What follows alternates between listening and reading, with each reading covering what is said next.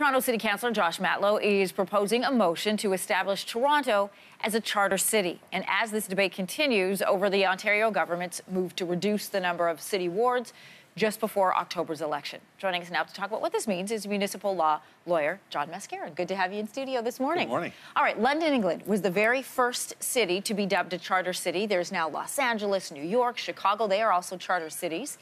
What does it mean for a city to have a charter title? What's a charter city? A charter city, essentially, Anne-Marie, is a city that has special status above and beyond any other municipality. What does it allow them or grant them? Well, it gives them special powers. So, for instance, if they would have a charter city status over their own governance, you wouldn't have had the debate that you just had in Toronto against the province of Ontario. But I have to tell you, the difficulty is it's the constitutional setting, the constitutional framework here in Canada doesn't really permit that for municipalities.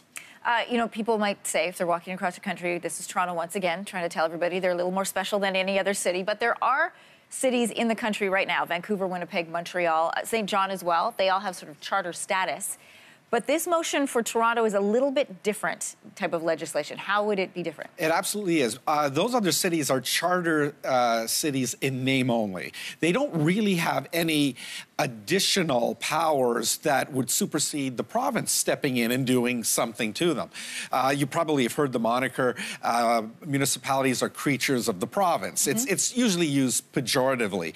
What I think the proposal by Councillor Matlow is seeking to do is to say, hey, why don't we have a constitutional amendment here and we will imbue the City of Toronto with special enhanced constitutional status. So therefore, we aren't under the wings of the province. How likely is it that this is going to go through? Obviously not in time for the October election. Oh, definitely not. And I'll tell you, it is next to impossible to get through. You have to go through the formula. It's called the 750 formula. You have to get 2/3 of the provinces to agree.